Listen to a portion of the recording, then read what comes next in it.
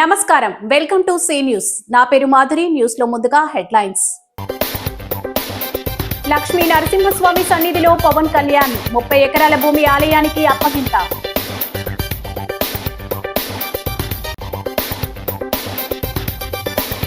క్షేత్రస్థాయి నుంచి కాంగ్రెస్ బలోపేతం కావాలి. పార్టీ శ్రేణులకు అంబా ప్రసాద్ దిశానిర్దేశం.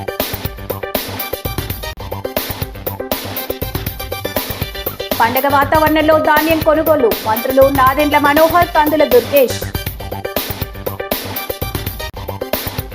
73 డిగ్రీలతో మెగాస్టార్ గా డాక్టర్ రామారెడ్డి. ఒకే సెమిస్టర్ 12 ALPT EL కోర్సులు పూర్తి. నైతికత కుటుంబం నుంచే ప్రారంభం కావాలి. విద్యా విలువల సదస్సులో బ్రహ్మశ్రీ చాగంటి. ఇక డీటెయిల్స్ చూస్తే, ఏలూరు జిల్లా ఐఎస్ జగన్నాథపురంలోని లక్ష్మీ నరసింహస్వామిని ఉప ముఖ్యమంత్రి పవన్ కళ్యాణ్ దర్శించుకుని ప్రత్యేక పూజలు చేశారు. ఆయనకు అధికారులు, అర్చకులు ఆలయ మర్యాదలతో పూర్ణకుంభ స్వాగతం పలికారు. స్వామివారికి ఉప ముఖ్యమంత్రి పట్టు వస్త్రాలు సమర్పించి ప్రత్యేక పూజలు చేశారు. గత ఏడాది నవంబర్లో ఆలయానికి వచ్చిన ఆయన ఆలయ అభివృద్ధికి హామీ ఇచ్చారు. స్థానికంగా ఉన్న 30 ఎకరాల కొండ పోరంబోకు భూమిని ఆలయానికి కేటాయించేలా కృషి చేస్తానన్నారు. ఆలయ ప్రదక్షిణ మండపం, గ్రామం నుంచి కొండపైకి రహదారి, పైన రిటైనింగ్ వాల్ నిర్మాణాలకు హామీ ఇచ్చారు. ఆలయ అభివృద్ధి అంశాన్ని ప్రభుత్వం దృష్టికి తీసుకువెళ్లి ముఖ్యమంత్రి, దేవాదాయ శాఖ మంత్రులను నిధులు కోరారు. ఈ మేరకు దేవస్థానానికి 30 ఎకరాలు కేటాయిస్తూ జారీ అయిన భూ హక్కు పత్రాలను ద్వారకా తిరుమల ఈవో మూర్తికి అందజేశారు. ప్రభుత్వం నుంచి 8.7 కోట్ల నిధులు మంజూరు చేయించి పలు అభివృద్ధి పనులకు శంకుస్థాపనలు చేసి శిలాఫలకాలు ఆవిష్కరించారు. ఆయన వెంట మంత్రి నాదెండ్ల మనోహర్, ఎమ్మెల్యే మద్దిపట్ల వెంకటరాజు తదితరులు ఉన్నారు.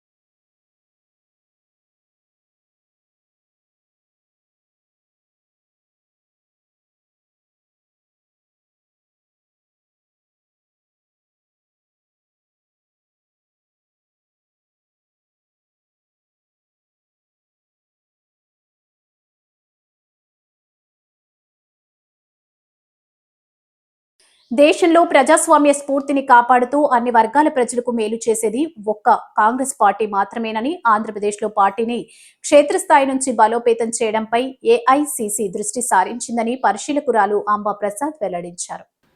స్థానిక మున్సిపల్ కాలనీలో ఉన్న డీసీసీ కార్యాలయంలో జిల్లా అధ్యక్షుడు టీకే విశ్వేశ్వర్రెడ్డి అధ్యక్షతన జరిగిన సమావేశంలో అంబా ప్రసాద్తో పాటు పీసీసీ మహిళా విభాగం ఇన్ఛార్జ్ పరిశీలకురాలు అమితాబ్, పీసీసీ పరిశీలకులు రాజీవ్, రతన్, బాబ్జీ, మాజీ ఎంపీ జీవి హర్షకుమార్ మాట్లాడారు. ఏఐసీసీ పార్టీని బలోపేతం చేసేందుకు సంస్థాగత నిర్మాణ కార్యక్రమాన్ని చేపట్టిందన్నారు. దీనిలో భాగంగా డీసీసీ అధ్యక్షులను ఎంపిక చేసేందుకు దరఖాస్తులు స్వీకరిస్తున్నామన్నారు. పార్టీ కోసం కష్టపడి పనిచేసే వారికి నిజమైన గుర్తింపు ఇవ్వడానికే ఈ విధానాన్ని ఏఐసీసీ అమల్లోకి తెచ్చిందన్నారు. నాయకులు, కార్యకర్తలతో వ్యక్తిగతంగా తాము మాట్లాడిన తర్వాత దాన్ని నివేదిక రూపంలో ఏఐసీసీకి అందజేస్తామన్నారు. ప్రభుత్వ ప్రజా వ్యతిరేక విధానాలపై పోరాడేలా పార్టీ నాయకులు ప్రజల్లో చైతన్యం తేవాలన్నారు. అనంతరం టీకే వారికి కిరీటం, పూలమాల, దుస్సాలవతో ఘన సత్కారం చేశారు. ఏఐసీసీ సభ్యురాలు అమర్ జహా బేగ్, పీసీసీ ఉపాధ్యక్షుడు మార్టిన్ లూథర్, ప్రచార కమిటీ చైర్మన్ వడయార్, నగర అధ్యక్షుడు బాలేపల్లి మురళీధర్, జేటీ రామారావు, మేడవరపు భద్రంధొర, ఎస్ఏకే హర్షద్, మోతా శారద తదితరులు పాల్గొన్నారు. इससे यही होगा कि कांग्रेस का जो आइडियोलॉजी है, कांग्रेस का जो विचारधारा है, जो सोच है, वो घर घर तक पहुंचेगा.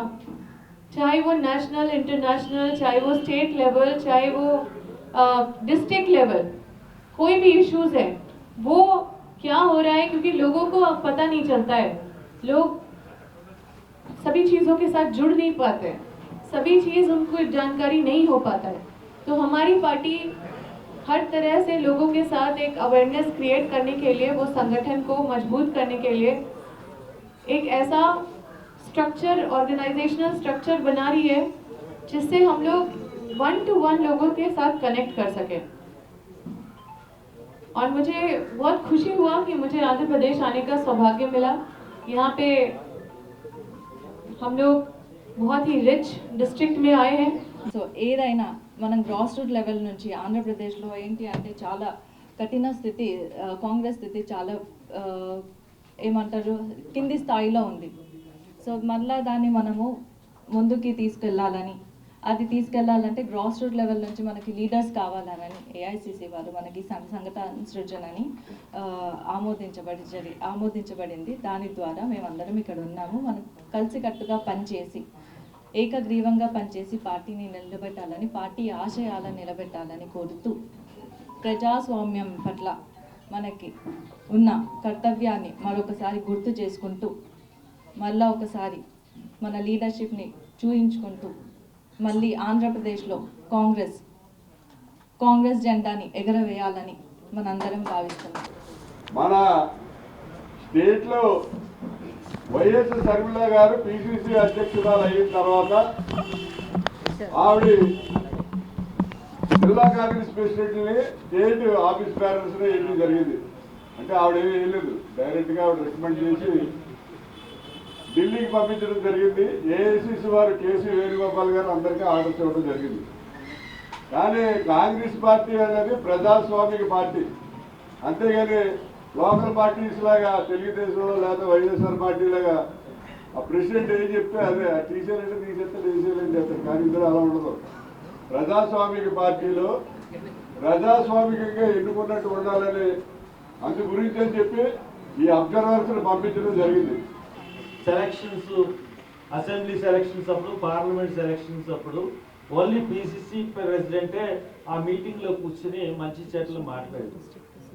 ఇప్పుడు ఈ సిస్టమ్ని తీసేసి జిల్లా ప్రెసిడెంట్లే డైరెక్ట్గా ఏఐసిసి పార్లమెంటరీ సెలక్షన్ కమిటీతో కూర్చుంటారు. జిల్లా ప్రెసిడెంట్లు కూర్చుంటారు. అంటే పిసిసి ప్రెసిడెంట్తో పాటు ప్రతి జిల్లా ప్రెసిడెంట్ ఆ సెలక్షన్ కమిటీలో కూర్చుంటారు. వాళ్ళ అభిప్రాయాలు చెప్తారు జిల్లా ప్రెసిడెంట్. అటువంటి బ్యూటిఫుల్ సిస్టానికి ఇక్కడ పెట్టారు. రాహుల్ గాంధీ గారు కూడా జిల్లా అధ్యక్షులు నిజంగా గ్రౌండ్ లెవెల్లో రాష్ట్రాల్లో జిల్లాల్లో పనిచేసేది, కార్యక్రమాలు చేసేది, ప్రజలకు అండగా నిలబడేది జిల్లా అధ్యక్షులు. అటువంటి జిల్లా అధ్యక్షులతో మనం ఈరోజు డైరెక్ట్గా మాట్లాడాల్సిన అవసరం ఉంది. ఒక పిసిసి అధ్యక్షులతోనో లేకపోతే పిసిసి అధ్యక్షుల పైన ఉన్నటువంటి అధికారులతోనో మాట్లాడేసేసి ఎమ్మెల్యేలతో ఎంపీలతో మాట్లాడేసేసి మనం నిర్ణయాలు తీసుకుంటే కరెక్ట్గా నిజమైనటువంటి కార్యకర్తకి అండగా నిలబడలేకపోతున్నాము, వాళ్ళకి నిజమైనటువంటి పదవి ఇవ్వలేకపోతున్నాము, వాళ్ళకి నిజమైన గౌరవం పార్టీ ఇవ్వలేకపోతుందని భావించి ఈ యొక్క కార్యక్రమం నూతనంగా ఎవరో కూడా ఆలోచన చేయనటువంటి విధానం. CM Chandrababu Naidu, deputy CM Pawan Kalyan నేతృత్వంలోని కూటమి ప్రభుత్వం రైతుకు అండగా నిలుస్తూ భరోసా కల్పిస్తుందని రాష్ట్ర పౌర సరఫరాల మంత్రి నాదెండ్ల మనోహర్, పర్యాటక సాంస్కృతిక శాఖ మంత్రి కందుల దుర్గేష్ అన్నారు. గతంలో ఎన్నడూ లేని విధంగా రైతాంగానికి మేలు చేసేలా సంస్కరణలు తీసుకొచ్చామని వెల్లడించారు. పౌర సరఫరాల శాఖ ఆధ్వర్యంలో రాష్ట్ర వ్యాప్తంగా తొలిసారి 51 లక్షల మెట్రిక్ టన్నుల ధాన్యాన్ని సేకరిస్తున్నామని తెలిపారు. ఇది ఒక చరిత్రని పేర్కొన్నారు. ఉభయ గోదావరి, కృష్ణా జిల్లాలు ప్రపంచవ్యాప్తంగా రాష్ట్రానికి అన్నపూర్ణగా కీర్తిని తెచ్చిపెట్టాయన్నారు. తమకున్న అంచనా ప్రకారం ఆయా జిల్లాల్లో 4.90 లక్షల మెట్రిక్ టన్నుల ధాన్యం పండుతుందని భావిస్తున్నామన్నారు. తూర్పుగోదావరి జిల్లాలో 4 లక్షల మెట్రిక్ టన్నుల ధాన్యాన్ని కొనుగోలు చేసేందుకు నిర్ణయించామన్నారు. ప్రస్తుతం జిల్లాలో 1.35 లక్షల మెట్రిక్ టన్నుల ధాన్యాన్ని సేకరించి కేవలం 4 నుంచి 5 గంటల్లోనే రైతుల ఖాతాల్లో 400 కోట్లు జమ చేశామన్నారు. రవాణా, గోనె సంచుల విషయంలో ఎక్కడైనా పొరపాట్లు దొర్లితే లోతుగా విశ్లేషించి సంబంధిత సమస్యను పరిష్కరిస్తామన్నారు. తూర్పుగోదావరి జిల్లా కలెక్టర్ కీర్తి చేకూరి, జేసీ మేఘా స్వరూప్, ఇతర అధికారులు పాల్గొన్నారు.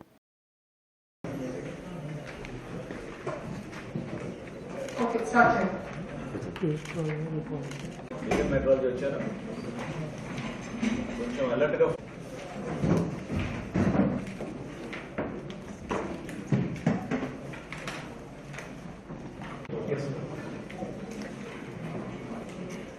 Honorable Collector and all district officers అందరికీ good evening. Mr. Procurement, Value Procurement and VDS Distribution. రోజు ధాన్యం కొనుగోలు రాష్ట్ర వ్యాప్తంగా ఒక పండుగ వాతావరణంలో రైతు సోదరుడికి అండగా ఒక భరోసా ఇచ్చినట్టు మా కూటమి ప్రభుత్వం గౌరవ ముఖ్యమంత్రి గారు చంద్రబాబు నాయుడు గారు, అదేవిధంగా గౌరవ ముఖ్యమంత్రి గారు పవన్ కళ్యాణ్ గారి నాయకత్వంలో గతంలో ఎన్నడూ లేని విధంగా కొన్ని సంస్కరణలు తీసుకొచ్చి రైతాంగానికి మేలు జరిగే విధంగా అనేక కార్యక్రమాలు చేపట్టాం.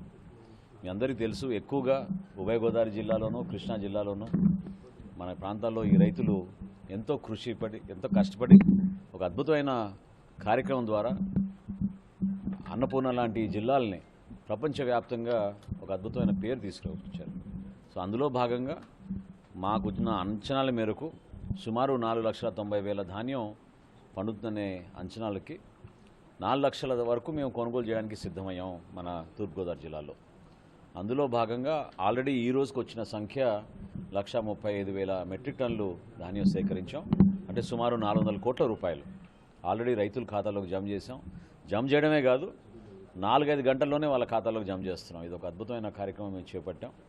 ఇంకా కొంచెం లోతుగా సమీక్షించుకుని చిన్న పొరపాట్లు ట్రాన్స్పోర్ట్ విషయంలో కానివ్వండి, గోను సంచుల విషయంలో కానివ్వండి, రైతులు ఎక్కడ కూడా కష్టాన్ని ఎదుర్కోకూడదు.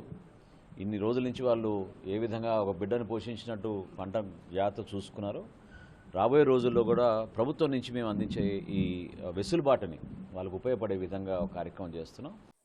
సుదీర్ఘ కాలంగా విద్యను విశ్వసిస్తూ నిరంతరంగా అభ్యసిస్తూ జ్ఞానవృద్ధిని జీవన విధానంగా మార్చుకున్న మానస ఆసుపత్రి అధినేత, ప్రముఖ మానసిక వైద్య నిపుణులు డాక్టర్ కర్రి రామారెడ్డి మరో అరుదైన విద్యా మైలురాయి అధిగమించారు.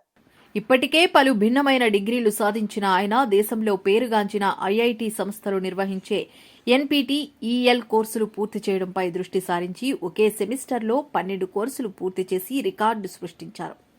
స్థానిక మానస ఆసుపత్రిలో మంగళవారం జరిగిన మీడియా సమావేశంలో ఆయన మాట్లాడుతూ 8 కోర్సులు పరమ విశిష్ట శ్రేణిలోనూ 4 కోర్సులు విశిష్ట శ్రేణిలోనూ ఉత్తీర్ణత పొంది వరుసగా 3వ మెగాస్టార్ సాధించి హ్యాట్రిక్ కొట్టినట్లు తెలిపారు. ఆయన వయసు 71 ఏళ్లు అయినప్పటికీ రికార్డుల ప్రకారం 73 ఏళ్లు అని, నిరంతర అధ్యయనం, క్రమశిక్షణ, ఆసక్తి కేవలం వ్యక్తిగత విజయాలు మాత్రమే కాదు, విద్య పట్ల స్ఫూర్తిదాయకమైన సందేశమని పలువురు ప్రముఖులు కొనియాడారు. మాజీ ఎంపీ జీవి హర్షకుమార్, RSS నాయకుడు ఓలేటి సత్యనారాయణ, IMA ప్రధాన కార్యదర్శి దాట్ల సతీష్, BVP పూర్వపు అధ్యక్షుడు PVS కృష్ణారావు తదితరులు ఆయన్ను అభినందించారు.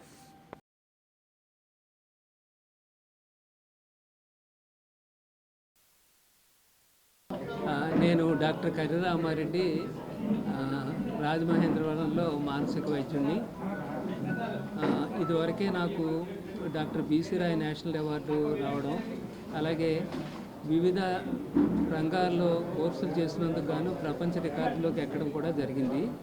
ఇప్పుడు ఈ సెమిస్టర్లో ఒక 12 సర్టిఫికెట్ కోర్సులు పూర్తి చేయడం ద్వారా నా డాక్టరేట్లు, PGలు, డిగ్రీలు, డిప్లొమాలు, సర్టిఫికెట్లు అన్నీ కలిపి టోటల్ కౌంట్ 73కి పెరిగింది. ఇప్పుడు చేసినటువంటి ఈ సెమిస్టర్లో ఈ 12 సర్టిఫికేట్ కోర్సులు కూడా IITల నుంచి చేయడం జరిగింది. NPTEL ప్రోగ్రాం ద్వారా IIT నుంచి 3 IIT Kharagpur, 3 IIT Kanpur, 3 IIT Roorkee, 2 IIT Guwahati, 1 IIT Madras నుంచి కోర్సు చేయడం జరిగింది. ఈ కోర్సులు మామూలుగా చేయడం కాకుండా 12 కోర్సుల్లోనూ 9 కోర్సులు ఈ నేషనల్ లెవెల్లో ఉండేటటువంటి టాపర్గా వచ్చాను. అదేవిధంగా ఈ 12 కోర్సుల్లోనూ 8 కోర్సులు గోల్డ్, ఎలైట్ గోల్డ్ అని, అంటే 90% అబవ్ వచ్చిన మార్కులు వచ్చినవి. మిగిలినవి 4 కూడానేమో సిల్వరు, అంటే 75% అబవ్ వచ్చినవి. ఏదైనా సరే ఒక సెమిస్టర్లో 6 కోర్సులు మినిమం టాపర్గా వస్తే మెగాస్టార్ అనే గుర్తింపు ఇస్తారు. పోయిన సెమిస్టర్, అంత ముందు సెమిస్టర్ కూడా మెగాస్టార్ రికగ్నిషన్ నాకు వచ్చింది. ఇది 3వసారి మళ్ళీ మెగాస్టార్ రికగ్నిషన్ వస్తుంది, అంటే హ్యాట్రిక్ అన్నమాట. ఈ విషయాన్ని మీ అందరితోటి పంచుకోవడానికి సంతోషిస్తున్నాను. ఈ విద్యా ప్రయాణం అనేటటువంటిది ముందు కూడా కంటిన్యూ చేస్తాను. వచ్చే సెమిస్టర్లో నాకు 16 కోర్సులు ఒకేసారి చేసే అవకాశం దొరుకుతుంది. ఈ 16 కోర్సులు కూడా చేయబోతున్నాను. కలెక్టర్స్ వస్తారు ఎగ్జామ్స్, అలాగా పెద్ద పెద్ద ఆఫీసర్స్ ఎగ్జామ్స్ కానీ ఇప్పుడు నీట్ ఉంది, నీట్ పీజీ అక్కడే కండక్ట్ చేస్తారు, నీట్ డిగ్రీ కూడా అక్కడే కండక్ట్ చేస్తారు. అక్కడ కండక్ట్ చేయని ఎగ్జామ్స్ అంటూ ఏమీ లేదు రాజమండ్రి రాజీవ్ గాంధీ దాకా.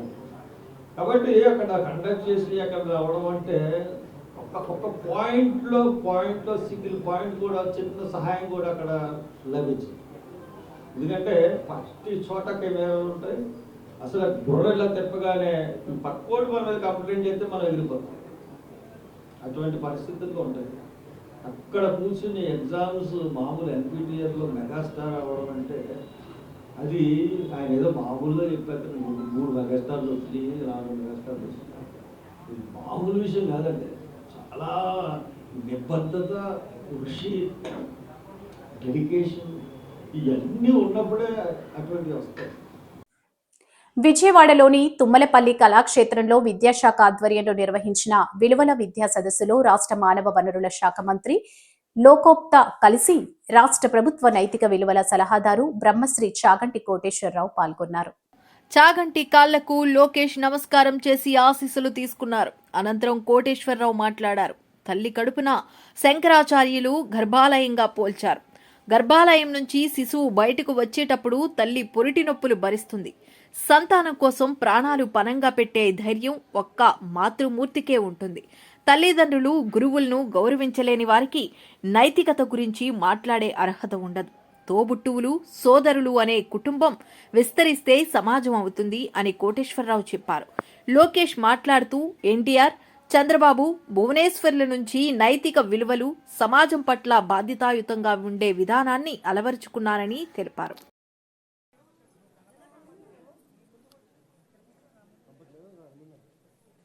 చాగంటి గారికి క్యాబినెట్ ర్యాంక్ ఇచ్చిన మమ్మల్ని మొదటిసారి కలిసినప్పుడు కనీసం ఇచ్చిన కాఫీ కూడా ఏం తాగల, ప్రభుత్వం పెడుతున్న వాహనం వాడలా, ఆయన సెల్ ఫోన్ బిల్లు కూడా గురువుగారే ఈరోజు కడతాం జరుగుతుంది. అలాంటి గొప్ప వ్యక్తి దగ్గర ఈరోజు పుస్తకాలు రూపొందించుకున్నాం. ఆ పుస్తకాలు మీ భవిష్యత్తు కోసం అందిస్తాం జరుగుతుంది. మట్టి కుండలాగా మారుతుంది, శిలా శిల్పం అవుతుంది, విత్తనం పెద్ద చెట్టు అవుతుంది. బడిలో పిల్లలకి చదువు, ఆటలతో పాటు నైతిక విలువలు అందిస్తేనే సమాజంలో ఏ మార్పు మనం ఆశిస్తున్నామో ఆ మార్పు మనం సాధించగలుగుతాం. అటామిక్ ఎనర్జీ గురించి అందరు తెలిసిన విషయం. గౌరవ ముఖ్యమంత్రి గారు నాతో మాట్లాడుతూ ఒక మాట అన్నారు. నైతికత అన్నది ప్రారంభం కుటుంబంలో ప్రారంభం కావాలి. తల్లి మాట వినడం, తండ్రి మాట వినడం, అన్నదమ్ముల్ని ప్రేమించడం ప్రారంభమైతే సమాజాన్నంతటినీ ప్రేమించడం తనంత తానుగా అలవాటవుతుంది. ఇవాళ కుటుంబాలలో విలువలు తగ్గిపోతున్నాయి, కుటుంబ సభ్యుల మధ్య ప్రేమ, అవగాహన తగ్గిపోతున్నాయి. కాబట్టి మీరు విద్యార్థులను ఉద్దేశించి ప్రసంగాలు చేసినా, ఆధ్యాత్మిక ప్రవచనాలు చేసినా ఈ విషయాన్ని దృష్టిలో పెట్టుకుని కుటుంబ విలువలు పెరగడానికి దోహదపడేటట్టుగా మీ ప్రసంగాలు చేయవలసింది అని కోరారు. ఇది మొట్టమొదటిసారి ప్రభుత్వ పక్షాన జరుగుతున్నటువంటి విద్యార్థుల సమ్మేళనం కాబట్టి నాకు ఎవరు ఈ కర్తవ్యాన్ని అప్పచెప్పారో వారు నాకు చేసిన సూచనని నేను ఔదలదాల్చవలసి ఉంటుంది. కాబట్టి వారు చేసిన సూచనతోటే నా ప్రసంగాన్ని ప్రారంభం చెయ్యాలి అని నేను అనుకున్నాను. స్థానిక లాలా చెరువు హౌసింగ్ బోర్డు కాలనీలో మాజీ కార్పొరేటర్ నండూరి వెంకటరమణ వ్యవస్థాపకులుగా నిర్మాణం చేసిన శ్రీ వల్లి దేవసేత సమేత శ్రీ సుబ్రహ్మణ్యేశ్వర స్వామి ఆలయంలో షష్ఠి మహోత్సవాలు మంగళవారం ఘనంగా ప్రారంభమయ్యాయి. ఆలయ ధర్మకర్త నండూరి సుబ్బారావు, సత్యదేవి దంపతులు ఉదయం 7:30 గణపతి పూజ, పుణ్యాహవచానం, రక్షాబంధనం, పంచగవ్య ప్రాసానం, పరిషత్ ప్రాయశ్చిత్తములు, అంకురార్పణము చేసి శాస్త్రోక్తంగా సుబ్రహ్మణ్య షష్ఠి వేడుకలను ప్రారంభించారు. దీనికి ముందు ఆలయంలో స్వామివారికి ప్రత్యేక పూజలు నిర్వహించారు. ఆలయ అర్చకుడు బ్రహ్మశ్రీ తుట్టగుంట అజయ్ కిరణ్ శర్మ ధర్మకర్త నండూరి దంపతులతో పూజలు నిర్వహింపజేసి ఉత్సవాలకు శ్రీకారం చుట్టారు. ఈ నెల 27వ తేదీ వరకు జరిగే షష్ఠి వేడుకల్లో స్థానిక ప్రజలందరూ భాగస్వామ్యులు కావాలని, స్వామివారిని దర్శించుకుని తీర్థప్రసాదాలు స్వీకరించాలని నండూరి సుబ్బారావు కోరారు. ఉత్సవ కమిటీ సభ్యులు, స్థానిక పెద్దలు పాల్గొన్నారు.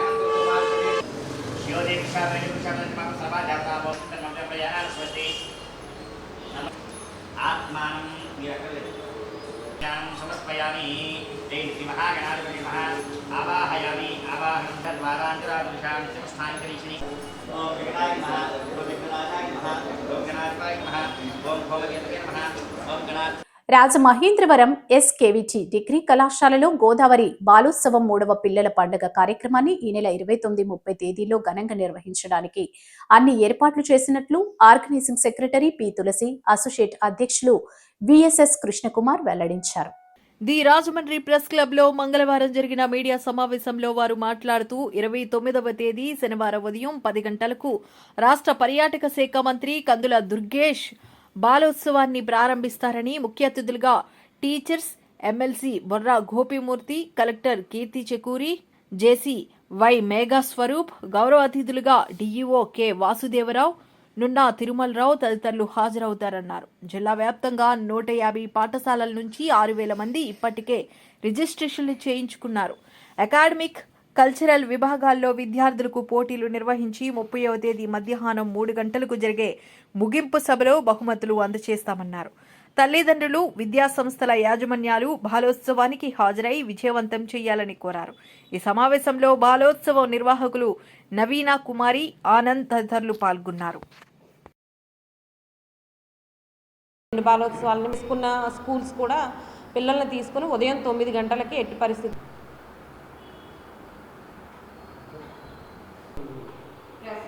పాల్గొన్న వాళ్ళు అట్లాగే ఉపాధ్యక్షులు పి ఆనంద్, అట్లాగే కమిటీ మెంబరు అంజలి.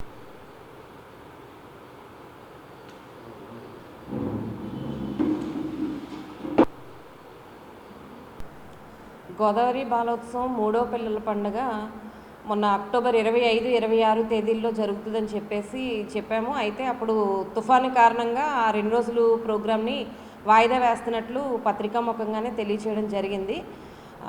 ఆ డేట్స్ని ఈ నెల 29, 30 తారీఖుల్లో గోదావరి బాలోత్సవం 3వ పిల్లల పండుగ జరపాలని నిర్ణయించడం జరిగింది. ఈ విషయాన్ని తెలియచేయడం కోసమే ఈరోజు పత్రికా విలేకరుల సమావేశం ఏర్పాటు చేయడం జరిగింది. దీనికి సంబంధించి ఇప్పటికే స్కూల్స్ అన్నింటికీ కూడా 29, 30 మారిన డేట్స్తో అన్ని స్కూల్స్కి కూడా ఇన్ఫర్మేషన్ ఇవ్వడం జరిగింది. అయితే పత్రికాముఖంగా చెప్పడం అనేది జరగలేదు కాబట్టి ఈరోజు అట్లాగే కార్యక్రమం కూడా ఇంకా 3 రోజులే ఉంది. ఈ నేపథ్యంలో ప్రెస్కి మొత్తం వివరాలు 2 రోజుల పాటు జరిగే కార్యక్రమాలు, ఈ వివరాలు అవన్నీ కూడా తెలియచేయడం కోసం అని చెప్పేసి ఈరోజు ప్రెస్ మీట్ పెట్టడం జరిగింది. దీనికి సంబంధించి 29, 30 2 రోజులు జరిగే కార్యక్రమంలో 29వ తారీఖు ఉదయం 10 గంటలకి ప్రారంభ సభ ఉంటుంది.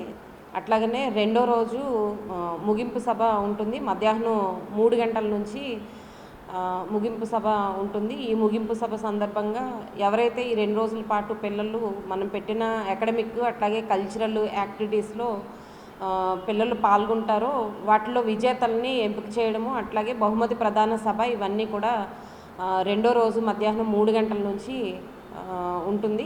దీనికి కూడా మినిస్టర్ గారు, నగరంలో ఉండే పెద్దలు, ప్రముఖులు అందరూ కూడా ఈ కార్యక్రమంలో పాల్గొంటారు. తుఫాను కారణంగా వాయిదా పడిన ఈ గోదావరి బాలోత్సవాన్ని రేపు 29, 30 తేదీల్లో జరుపుకోవడానికి నిర్ణయించడం జరిగింది. ఇది వీటీ ఇంగ్లీష్ మీడియం కాన్వెంట్ని ఆనుకుని ఉన్న, అంటే ఎందుకు అలా చెప్పాల్సి వస్తుందంటే ఈ మధ్య ఒకసారి వీటీ ఇంగ్లీష్ మీడియం కాన్వెంట్ వచ్చి వీటీ డిగ్రీ కాలేజీ గేట్ వెనక పెట్టడం వల్ల రాలేకపోతున్నారు. వీటీ ఇంగ్లీష్ మీడియం కాన్వెంట్ వెనక ఉన్న వీటీ డిగ్రీ కాలేజీ వెనక గేటు, అంటే పెట్రోల్ బంక్ వెనక గేట్ నుంచి ఎంట్రన్స్ ఉంటుంది ఇది. ఆ గేటు నుంచి వచ్చే వాళ్ళకి కూడా అందరూ ఆహ్వానిస్తున్నాం. అందరు నేను పాల్గొనే వాళ్ళే కాకుండా ఊళ్ళో ఉన్న పెద్దలు కూడా అందరూ అన్ని రకాల పేరెంట్స్ కూడా వచ్చి గోదావరి బాలోత్సవం ఎందుకు అంటే ఉపయోగం ప్రధానంగా పిల్లల్లో ఉన్న నిద్రాణమైన కళలను కానీ వాళ్ళలో ఉన్న భావ వ్యక్తీకరణ స్కిల్స్ని కానీ అన్నింటినీ పెంపొందించడం కోసం ఏర్పాటు చేస్తున్నాయి. చాలా విజయవంతంగా జరుగుతున్నాయి. ఇది కూడా వాయిదా పడినప్పటికీ ఇప్పుడు పిల్లలందరూ కూడా ఇప్పటికే రిజిస్ట్రేషన్ చేసుకున్నారు. అవన్నీ కూడా చక్కగా జరగాలనే ఉద్దేశంతో వీటిని ప్రోత్సహించాల్సిందిగా పేరెంట్స్ని కోరుకుంటూ, పేరెంట్సే కాకుండా ఔత్సాహికులందరూ కూడా వచ్చి దీనికి అన్ని విధాల ఆర్థికంగా కూడా సహకరించాల్సిందిగా విజ్ఞప్తి చేస్తున్నాం. అందరికీ ఆహ్వానం. భారతదేశ రాజ్యాంగ సమైక్య స్ఫూర్తిని చాటడంలో అన్ని వ్యవస్థలు, పాలక పక్షాలు, రాజకీయ పార్టీలు, ప్రజలు సమన్వయంగా కృషి చేయవలసిన అవసరం ఉందని రాజ్యాంగ సమర్పణ దినోత్సవ సందర్భంగా జరిగిన సమావేశంలో పలువురు వక్తలు పునరుద్ఘాటించారు. ప్రకాశం అభివృద్ధి అధ్యయన సంస్థ, ఆంధ్ర కేసరి యువజన సమితి సంయుక్త ఆధ్వర్యంలో ఆంధ్ర కేసరి సెంటినరీ రోటరీ హాల్లో సెమినార్ జరిగింది. ఆంధ్ర కేసరి యువజన సమితి అధ్యక్షులు వి భాస్కర్ రామ్ సభకు అధ్యక్షత వహించారు. బీజేపీ రాష్ట్ర అధ్యక్షులు పివిఎన్ మాధవ్, తెలంగాణ బీజేపీ అధ్యక్షుడు నారపరాజు రామచంద్రరావు, మాజీ MP Undavalli Arun Kumar, rural MLA Gorantla Butchaiah Chowdary, మాజీ ఎమ్మెల్యే రౌతు సూర్యప్రకాష్ రావు, ప్రకాశం అభివృద్ధి అధ్యక్షులు ప్రొఫెసర్ పి మోహన్ రావు తదితరులు మాట్లాడారు. ప్రజలకు సౌకర్యంగా ఉన్న రాజ్యాంగంగా అన్ని ప్రాంతాల మనోభావాలను గౌరవిస్తూ రాజ్యాంగ సమైక్య స్ఫూర్తిని పొందాలన్నారు. విజయవాడ లయోలా కళాశాల vice principal doctor M Srinivasareddy, Tanguturi Sriram, CP Reddy, Pikki Nagendra, Jammi Ramarao తదితరులు పాల్గొన్నారు. శ్రీరామ్ గారు తప్పనిసరిగా రావాలి అన్నారు. అలాగే వస్తానంటే నాకు కాన్స్టిట్యూషన్ రాజ్యాంగానికి సంబంధించి నిపుణుడు కూడా కాదు, మరి మమ్మల్ని ఎందుకు పిలుస్తారంటే నిపుణులు వస్తారు, వాళ్ళు మాట్లాడతారు, వస్తే బాగుంటుంది. మా ప్రపంచంలోనే పెద్ద ప్రజాస్వామిక దేశం భారతదేశం. వివిధ జాతులు, వివిధ భాషలు, వివిధ ప్రాంతాల మధ్య సమతుల్యం పాటించడం కోసం రాజ్యాంగంలో అనేక చర్యలు తీసుకున్నారు పెద్దలు. 77 సంవత్సరాల తర్వాత భారతదేశం పెరగాల్సినంత పెరిగిందా, ఆర్థికంగా నిలదొక్కుందా, అందరికీ సమాన అవకాశాలు వస్తున్నాయా అనేది మనం ప్రశ్నించుకుంటాం. ఎందుకంటే అవినీతి పెద్ద జాతి. కొన్నాడు మంచిది వచ్చేసాడు కామరాజు, చాలా మంచిది. ఒకసారి రమ్మని మనం మాట్లాడాలి. ఇదో 2000 తీసుకెళ్ళి అతను ఇచ్చిన డబ్బు విషయం ఒకసారి మాట్లాడాలి. రమ్మని మనం అంటే విషయం మాట్లాడడానికి కొంచెం ఖాళీ అయ్యాక ఇంకేంటి సార్, మొన్న నువ్వు డబ్బు పట్టుకొచ్చి ఏదో పంపించావు కుర్రాడికి ఇచ్చి, ఇక్కడ ల్యాండ్ ఏదో బాగుంది చౌకగా పోతుంది అన్నారు. అంటే ఆ ల్యాండ్ ఇచ్చేసాను డబ్బులు, 40,000 ఇచ్చి ఆ ల్యాండ్ తీసుకున్నాను. అది ఇప్పుడు 6 లక్షలు అయింది. అందుకని 6 లక్షలు ఉంది నేను నా దగ్గర చెప్దామని పిలిచాను. రాజమహేంద్రవరం జిల్లా ప్రభుత్వ ఆసుపత్రిలో కాలం చెల్లిన మందులు ఇస్తున్నారని సామాజిక మాధ్యమాల్లో జరుగుతున్న ప్రచారంలో వాస్తవం లేదని ఆసుపత్రి సూపరింటెండెంట్ డాక్టర్ పివివి సత్యనారాయణ తెలిపారు. దీనిపై విచారణ కమిటీని నియమించామని పేర్కొన్నారు. ప్రభుత్వ ఆసుపత్రిలో ఆయన మీడియాతో మాట్లాడుతూ సోషల్ మీడియాలో ప్రకటించిన పోస్టుకు రాజమహేంద్రవరం జీజీహెచ్కు ఎటువంటి సంబంధం లేదని స్పష్టం చేశారు. వైరల్ అయిన పోస్టులో చూపించిన 2 ఆమ్లోడైపిన్ మాత్రల బ్యాచ్ నంబర్లను దృష్టిలో ఉంచుకుని ఆసుపత్రి డ్రగ్ స్టోర్, ఫార్మసీ రికార్డులు, స్టాక్ రిజిస్టర్లు, జారీ రిజిస్టర్లను సమగ్రంగా పరిశీలించిన తర్వాత ఆ బ్యాచ్ మందులు జీజీహెచ్ ఎప్పుడూ అందలేదని నిర్ధారించామని తెలిపారు. రాష్ట్ర ప్రభుత్వం జిల్లా కలెక్టర్ కీర్తి చేకూరి ఆదేశాల మేరకు ఈ వ్యవహారంపై పూర్తిస్థాయి విచారణ నిర్వహించామన్నారు. జీజీహెచ్ డ్రగ్ స్టోర్లో ఉన్న అన్ని మందులు గడువు తేదీలు పరిశీలించిన తర్వాతే రోగులకు అందజేస్తున్నామని స్పష్టం చేశారు. Chief pharmacy officer P Srinivas, medical officer SK Naseeruddin, RMO AV Subbarao తదితరులు పాల్గొన్నారు. ఇది అధికారుల దగ్గర నుంచి నాకు డిఎంఏ గారు ఫోన్ చేశారు. నేను మధ్యాహ్నం పుస్తకం ఇలా న్యూస్ వచ్చింది, మీకు తెలుసా, నాకు తెలుస్తారన్నప్పుడు ఈ న్యూస్ రాగానే ఏపీఎస్ఎండి ఎండి గారు డాక్టర్ బాలు గారు ఇమీడియట్గా మంగళగిరి నుంచి వచ్చి వారు ఇమీడియట్ ఎంక్వైరీ చేసుకుని ఇక్కడ డిఎంఎండ్హెచ్ఓకి అర్బన్ సెంటర్కి వెళ్ళి నాకు కూడా ఫోన్ చేశారు. నేను చెప్పాను మా హాస్పిటల్ రమ్మంటారంటే మీది ఏం లేదండి, ఇది బయట నుంచి వచ్చి మీకు సంబంధం లేదని చెప్పారు. రాత్రి వారు ఎంక్వైరీ చేసి నైట్ గవర్నమెంట్ రిపోర్ట్ పంపించాం. ఈవినింగ్ కలెక్టర్ గారి దగ్గర నుంచి నాకు మెసేజ్ వచ్చాం, ఇమీడియట్గా అది ఎంక్వైరీ చేసి పంపించాం. మేము నైట్ ఎంక్వైరీ చేసేసి ఇక్కడ మన హాస్పిటల్ సంబంధించి ఏం కాదని చెప్పి మనం ఇమీడియట్ దానికి ఒక ఇన్ఫర్మేషన్ పంపించాం. దానికి pharmacy medical officer doctor Naziru, chief medical officer Seenu, నేను నైట్ అంతా కూర్చొని కలెక్టర్ గారికి మన రిపోర్ట్ పంపించడం జరిగిందండి. డిఎంఈ కూడా పంపించడం జరిగింది.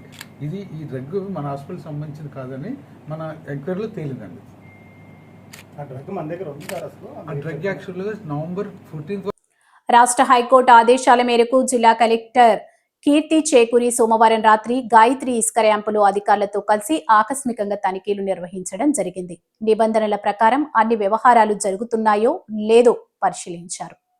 సాండ్ డంపింగ్ యార్డుకు సంబంధించి పిటిషనర్ బొబ్బా ఆనంద్ కుమార్, అటవీ శాఖ అధికారులు, బోట్స్ మ్యాన్ సొసైటీ తదితరుల మధ్య భూ సంబంధిత సమస్య నేపథ్యంలో జిల్లా కలెక్టర్ క్షేత్రస్థాయిలో పరిశీలన చేయడం జరిగింది. ఇందుకు సంబంధించిన క్షేత్రస్థాయి పరిశీలన వివరాలు హైకోర్టుకు నివేదించడం జరుగుతుందని అధికారులు తెలియజేశారు. గతంలో డిస్టిలేషన్ కోసం అనుమతులు ఇచ్చి రద్దు చేసిన బోట్స్ మ్యాన్ సొసైటీలు ఇంకా జీవనాధారం కోసం కార్యకలాపాలు నిర్వహిస్తున్నాయా లేదా అని వివరాలు తెలుసుకోవడం జరిగింది. మైన్స్ సహాయ సంచాలకులు D Phanibhushan Reddy, revenue divisional అధికారి ఆర్ కృష్ణానాయక్, రాజమహేంద్రవరం తహసీల్దార్ పాపారావు, ఫారెస్ట్ అధికారులు తదితరులు పాల్గొన్నారు. గాయత్రి 1 మాత్రమే ఇక్కడ వేసుకుని సెకండ్ రోల్ ఇక్కడ వేస్తున్నారా లేదంటే 1 ఓన్లీ ఇన్ఫార్మల్ గా చేసుకుంటున్నారా? తహసీల్దార్ చెప్పండి. ఇది డీసిల్టేషన్ గురించి అడగట్లేదు, ఇక్కడ లోడ్ చేసి ఇసుక ఎవరు లోడ్ చేశారని అడుగుతారు. చెప్పండి. ఇక్కడ వీఆర్ ఎవరు, లోకల్ ఏరియా ఎవరు వీఆర్? తహసీల్దార్ చెప్పండి, మీరు చెప్పండి ఎవరు వేసుకుంటున్నారు? ఇప్పుడు మనము 1 to సమ్ డీసిల్టేషన్ 1 క్యాన్సిల్ చేసాం, అంతేనా? అంతే కదా, క్యాన్సిల్ చేసాము. ఈ వార్తలు ఎంతటితో సమాప్తం. నమస్కారం.